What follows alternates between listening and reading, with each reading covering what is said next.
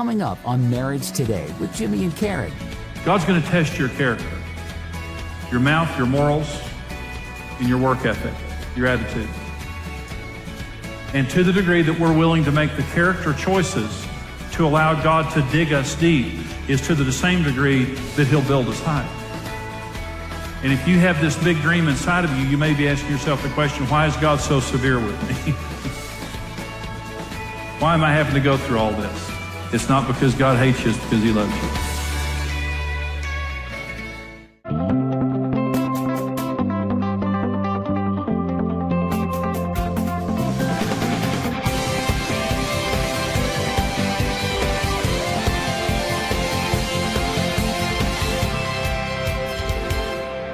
Any good desire that you have didn't come from you, it came from God.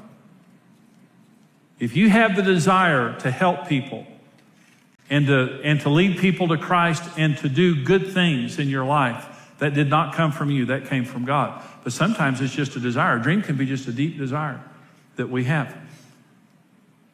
This is Revelation 22:6. He said to me, these words are faithful and true. And the Lord God of the holy prophets sent His angel to show His servants the things which must shortly take place. God only talks to servants. He's not going to argue with you. He's not going to chase you down. He's not going to beg you. When I made Jesus the Lord of my life at 19 years old, 2 weeks later, He called me into the ministry. And when I got saved, I got saved. I didn't buy fire insurance. I didn't walk the aisle to buy fire insurance so I wouldn't go to hell. I gave my entire life to Jesus Christ at 19 years old. And at 19 years old, I told Him, I make You Lord of my life. From this point forward, I live for You and I'll never turn back. And that was 37 years ago, and I meant business, and I've never turned back in 37 years. I made Jesus the Lord of my life. And when I became His servant, immediately He began to speak to me. And sometimes you might be saying, Jimmy, I'm not hearing. I mean, I'm trying to get the dream, but I'm not hearing. I'm just asking this question. I'm not saying and accusing you of anything, but I'm just saying maybe you're not surrendered. Maybe you're on the fence. Maybe you're still bargaining and, holding back. God speaks to us when we surrender to Him. You surrender your marriage, your family, your finances, your future, your giftings, your time, your influence. You surrender to God. And to the degree that we surrender, He talks to us. Here's another thing about your dream. It doesn't happen immediately or automatically. It requires a journey. There are decisions that we make that cause the dream to happen or cause the dream to be delayed. And here are the 3 common reasons why dreams are delayed. Number 1 is idolatry. And idolatry in our lives just means something takes God's place in a practical way. We focus on it more. It's more important to us. It motivates us more than God motivates us. And so Abraham and Sarah were around 80 years old, and they had not had a child. And it was heartbreaking. Let me tell you, Abraham was in current terms, he was a billionaire. Phenomenally powerful, wealthy man. Let me quantify how powerful and influential Abraham was. His house servants defeated 5 kings to rescue his nephew Lot. When your house servants can defeat 5 kings, you are one powerful individual. Abraham was a powerful man. He had no heir. And he complained to God one day, and he said, if I die, who am I going to leave all my stuff to? A house servant. I don't even have an heir. And God took Abraham outside one night, and He said, look up the stars of the sky, because your descendants will be like that. And Abraham believed God, and it was accounted to him as righteousness. He looked up, and he believed at 80 years old. Let me tell you something. When you're 80 years old, trying to have children, the clock is ticking really hard. No offense to anybody here in your 80s. God bless you. But they're 80 years old, and God says you're going to have a baby. Well, it didn't happen that year, or the next year, or the next year. I'm just saying, you're 80 years old, you're 81, you're 82, you're 83. Okay, now we need triplets, quadruplets. If we're going to get to that, there's going to have to be some production here real quick. Didn't happen. So one day, Genesis 16 records, Abraham and Sarah had a bright idea. They got so obsessed with making the dream happen and believing that it wasn't going to happen, through Sarah, that Sarah said to Abraham, go into with my servant Hagar and have a baby with her. And he did. His name was Ishmael. God delayed the dream for 13 years until Ishmael bar mitzvahed. I know he wasn't Jewish, but bar mitzvahed.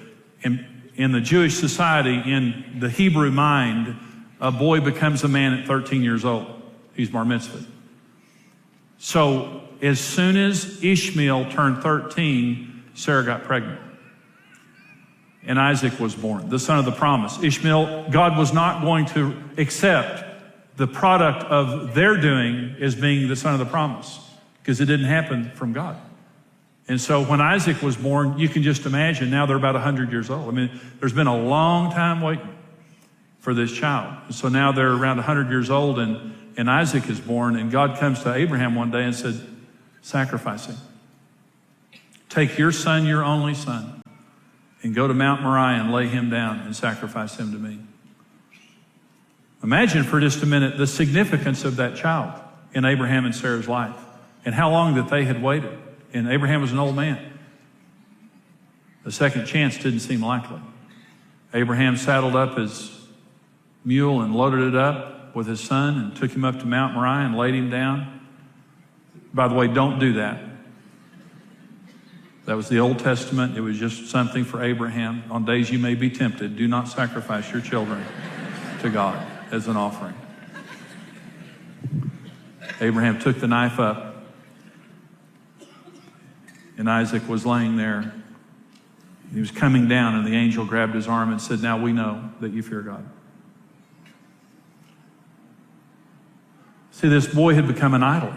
He became more important than God. We know that because of Ishmael. We also know it because of the test, when God said, lay him down. See, this is what happens. There are, all of us really, when God gives us a dream and a promise, it's so easy for that to begin to consume our lives. A healing, a child, a marriage, a ministry, a business, a breakthrough, whatever it might be, it begins to consume us. And here's how you know that your dream has become more important than God. Number one, your relationship with God becomes focused around the promise and making it happen. It's all you talk to God about. God is the servant of the promise, rather than the promise being the servant of God. And let me say, God is not going to become the servant of the promise. He's bigger than that. Number two, you get mad at God concerning his timing or his methods. I got mad at God. He called me to preach at 19, told me I couldn't go to the seminary, and so I spent 9 years waiting in the appliance business. Didn't seem like any progress was going on. And I got mad at God one day. Well, actually what happened was I saw this ad from Oklahoma City, a church in Oklahoma City that had a Bible school. And they said, this is a Bible school and we train people for ministry and it's connected with this church. And I thought, well, God won't let me go to seminary, but I can go to Bible school. Now, in the back of my mind, I knew I was sinning. I just want to say that right up front. I knew I was kind of on the edge, so I called that Bible school. And when I called him, I talked to this guy and I began to tell him, I was about 25 years old. So I'm 25 years old. I've been called to ministry. I want to go to ministry. I can't go to seminary, but it sounds like what you're doing is what I need. And he said, you're just the kind of a person we're building this school for. And he said, we want you to come over here, go to our school. And I said, well, I'm very interested. He said, well, I'm going to put all the information in the mail today so that you can get it and just fill out the form, send it to us, and be a part of our Bible school. I told my dad that I was quitting our business. I said, Daddy, I'm going to go to Bible school in Oklahoma City. And I made all my plans. And when I hung up the phone with talking to that guy, I kind of had this little thing in my mind that was going, well, maybe that's not right. So I laid a fleece before the Lord. And I said, Lord, if this is not of you, don't let that come in the mail. Don't let that disinformation come in the mail. And I thought, well, it's going to come. But at least he has a chance to kill the postman or something, I'll give him that little chance, kill the postman. So, didn't come the next day. Hey, who cares, Probably takes 2 days. Didn't come the day after that, and I thought, well, that's a little slow. Probably the truck broke down, on Interstate 40, and they had a little trouble. It'll get here tomorrow. Didn't come the next day. Didn't come the day after that. Didn't come the day after that. Never came. And I sat down one morning and I had a talk with God. And I said, now listen, you kill me, or you take this thing out of my heart, or you fulfill it, because I'm miserable and I don't want to live this way. Now, first of all, God doesn't like to be talked to like that. I wouldn't suggest it, especially in thunderstorm season. And God just real kindly spoke to me and said, now you wait and you do it my way. Everything was fulfilled exactly the way that God told me. I mean, the promise was fulfilled. It didn't happen the way I thought it was going to happen. It sure didn't happen in the timing I thought that God was going to happen. But at exactly the moment that God had prescribed, he opened that door, but I almost bucked out of the chute. Just like Abraham and Sarah, when the promise consumes you, you kind of take matters into your own hands. Here's another way to know the dream has become more important than God. You try to make it happen yourself without God's approval, just like I did and Abraham and Sarah did. And last is, you won't lay it down. God comes to you and he says, lay it down. Worship me, serve me, follow me. Lay this thing down, just like Abraham. Stop letting this thing consume your life. Stop letting this thing keep you from your relationship with me. You lay that thing down and put it in its right place. And if you won't lay it down, that's how you know that it's really become more important than God. Let me say this. As long as God is first, we progress toward our dream. As soon as the dream overtakes God, everything stops. And just like in Abraham and Sarah's case, for 13 years the dream was delayed because they took matters into their own hands and were consumed by what God already had in mind for them when they didn't trust his faithfulness. And the second reason why dreams are delayed, the first is idolatry, the second is immaturity. When God is going to build something great, he digs it deep. Just like any master builder, God never overbuilds on a foundation. And if you've ever noticed a skyscraper being built, before they build it up, they dig it deep. And this is what God does. See, you can tell what God has in store for your life by how deep he digs you. When he's wanting to do something great with you, your character, he obsesses over your character. Character is the foundation upon which God places all promises. And without good character, something great will destroy you and you'll destroy it. Joseph was 17 years old and he got a dream that he was going to rule the world. How many of you know that a 17-year-old is not ready to rule the world? How many of you know they all want to, though? He needed character. So God sent him on a journey to develop his character. And he took him through 3 stages in 13 years, and all of them had a significant meaning.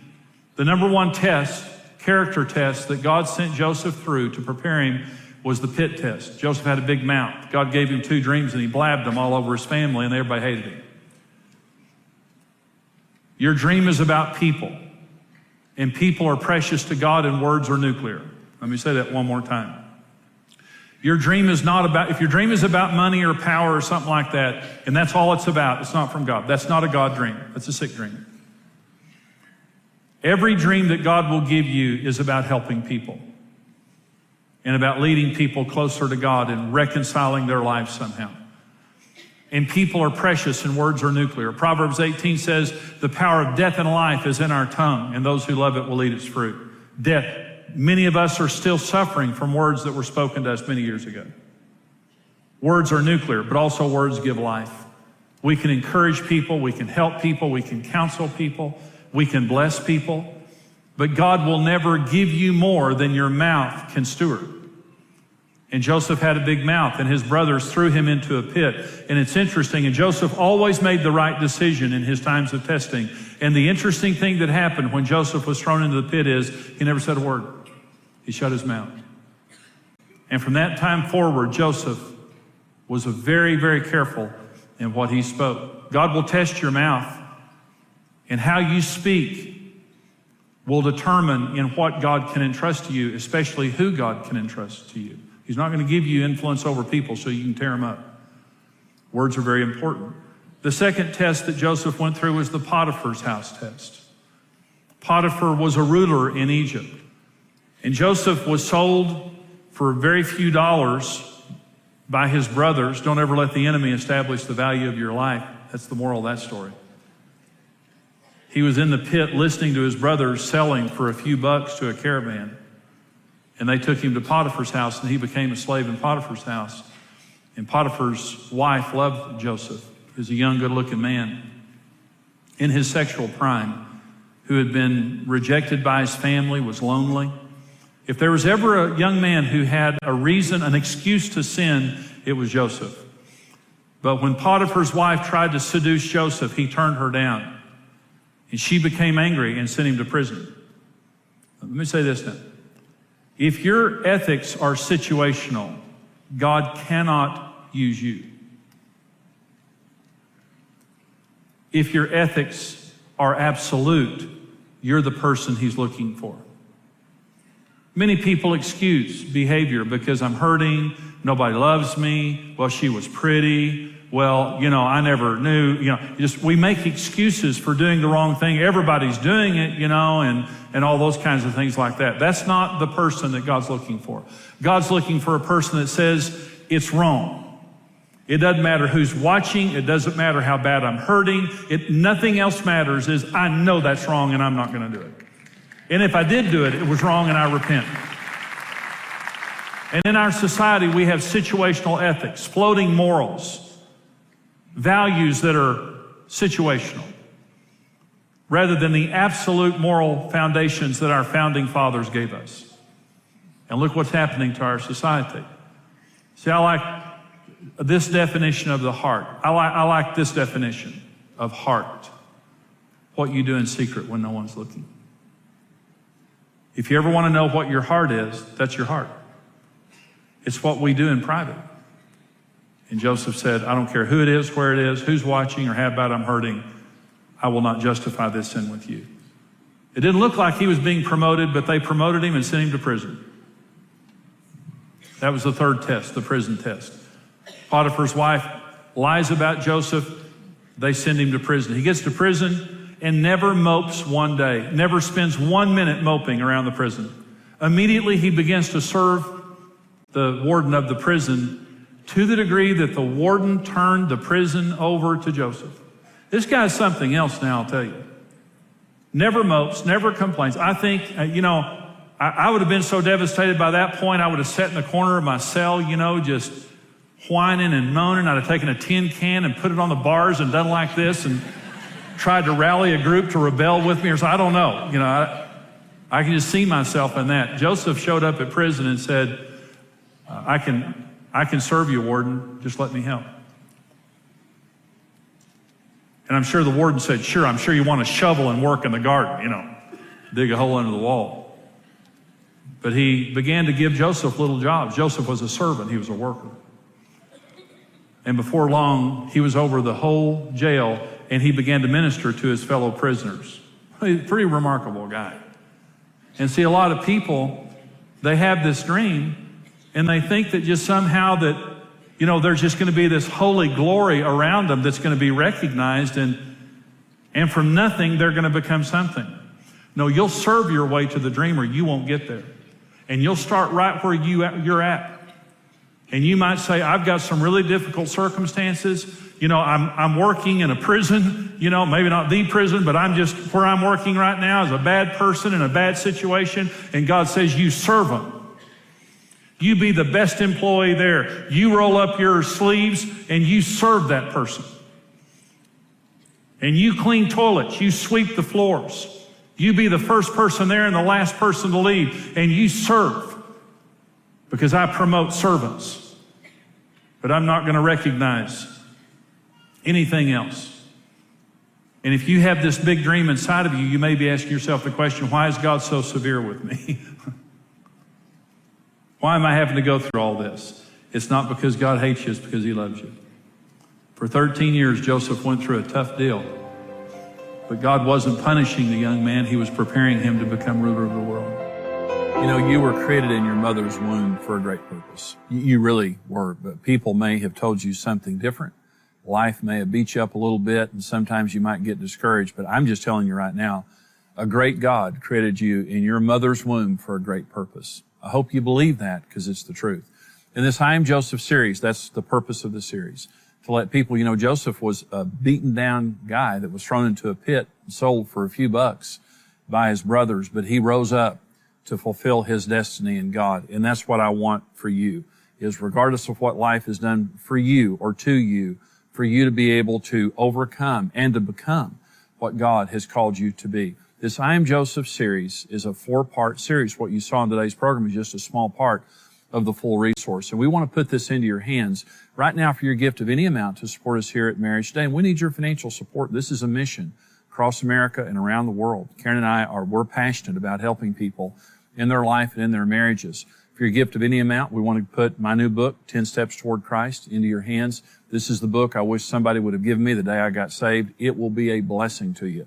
Also, for your gift of $30 or more, the 4-part series, I Am Joseph, on CD, audio CD, with the book, 10 Steps Toward Christ. For your gift of $50 or more, it's the 4-part I Am Joseph DVD series, along with the book. These are great, great resources to encourage you, or maybe somebody that you love.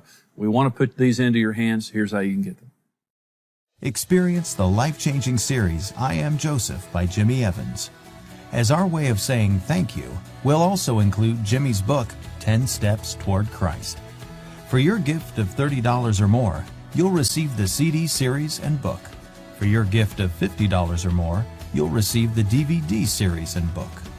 Inspired by the biblical story of Joseph, this series will show you there is a plan for your life and steps to put it into motion, the significance of the multicolored coat, and how to reach your full potential.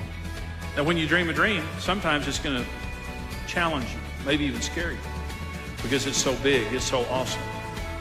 It's beyond your ability. Of course it is. You're going to have to partner up with God for it to happen. For your gift of any amount, we'll send you Jimmy's book, 10 Steps Toward Christ. Discover the great things that can happen when you give yourself permission to dream.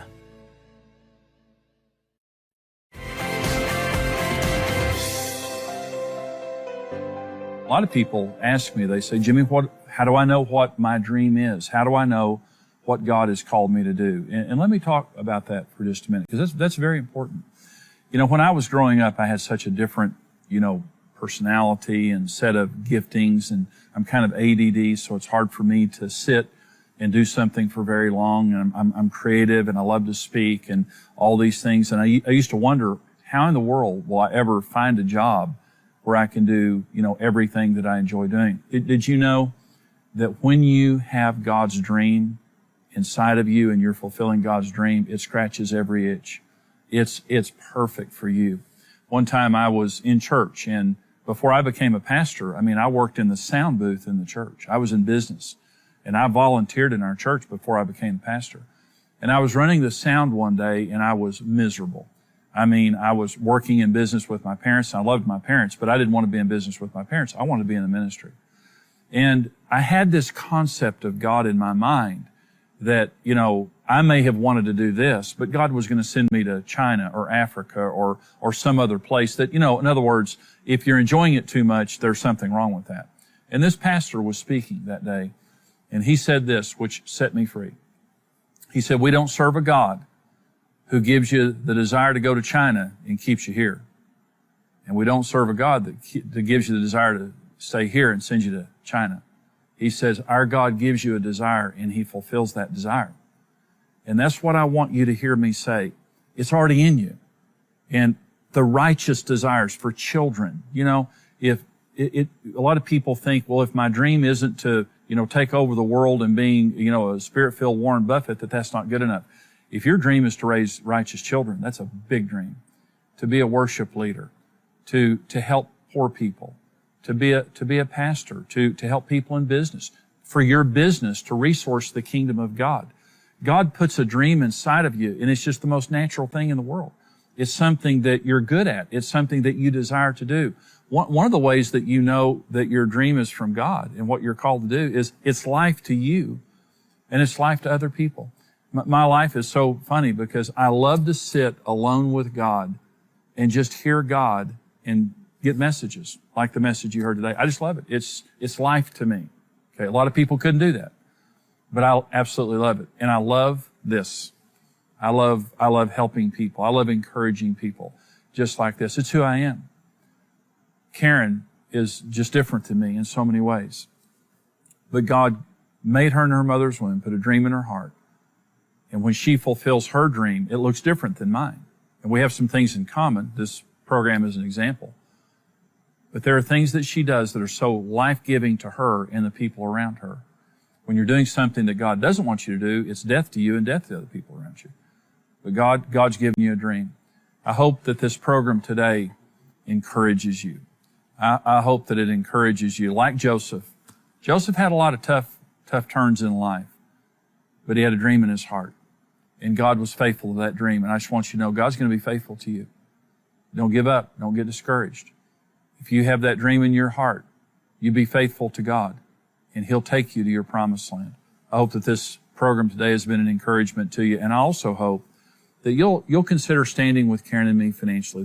We're a mission that we go across America and around the world with this important message to help people succeed in life and in marriage. And we have monthly partners that support us, and I'm asking you to become a monthly partner. Here's how you can do it.